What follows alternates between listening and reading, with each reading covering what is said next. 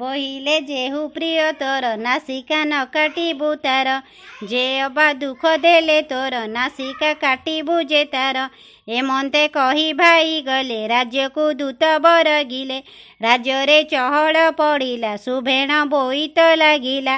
ଆନନ୍ଦ ରାଜ୍ୟ ଲୋକ ଶୁଣି ଏଥି ଉତାରୁ ଶୁଣ ପୁଣି, ପୁଣି ହିଁ ସାଧବର ପୁଅ ଘରକୁ କହି ପଠିଆଅ।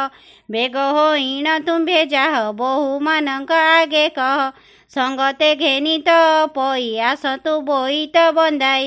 ତକ୍ଷଣେ ଲୋକ ଧାଇଁ ଗଲେ ଶପଥ ବୋହୂଙ୍କୁ କହିଲେ, ତ ପଇକି ସଙ୍ଗେ ନିଅ ସୁଭେଣ ବୋଇତ ବନ୍ଦାଅ। ଶୁଣି ସମସ୍ତ ଆର ତେଣ ତ ପଇକି ଖୋଜି ଆଣ, ବୋଲଇ ସାନ ବୋହୂ ତହିଁ କାଲି ତ ବନୁ ଆସି ନାହିଁ। ଖାଇଲା ଭୂତ କି ରାକ୍ଷସ ଏବେ ଲୋଡ଼ିଲେ ହେବ କିସ, କର୍ମେ ଅବଶ୍ୟ ଅଛି ଯାହା ଭୋଗ କରିବା ଟିକି ତାହା।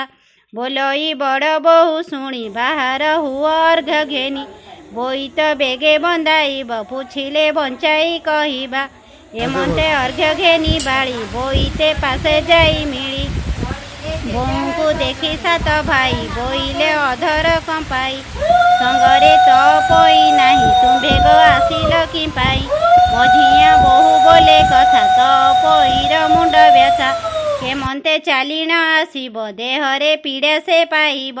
ଏମନ୍ତ ଶୁଣି ସାତ ଭାଇ କହନ୍ତି କ୍ରୋଧ ଭର ହୋଇ, ଦେବତା ଛନ୍ତି ମଙ୍ଗେ କୋଣେ ବନ୍ଦାଅ ଯାଅ ଜଣେ ଜଣେ।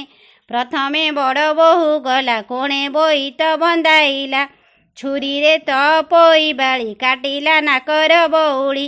ନାକଇ ହୋଇ ପଳାଇଲା ତା ପଛେ ଆରେକ ଅଇଲା, ଏହି ପ୍ରକାରେ ସର୍ବବଳି କାଟିଲା ନାକର ବଉଳି।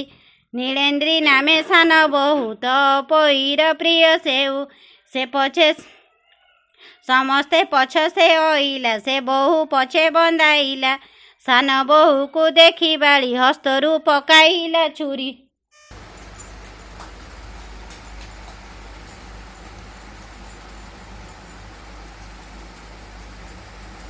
ଆରେ ପ୍ରିୟ ତମା ତ ପଇର ଏ ମହିନ ଲୋକି ପଡ଼ିଲେ।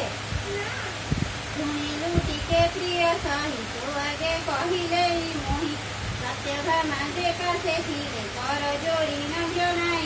ଭିକ୍ଷା ସେ ମାଗିଲା ରାଣ୍ଡିଲା ମଣି ରୂପ ଧରି, ଦେଖିଲା ସାଧବର ନାରୀ ସର୍ବେ ଦେଖିଣ ତାରେ ଧାଇଁ। ମାୟାରେ କିଛି ନ ଦିଶଇ ତାହାର ଡାକ ଶୁଣି ତମେ କେହି ନ ବୋଇଲେ।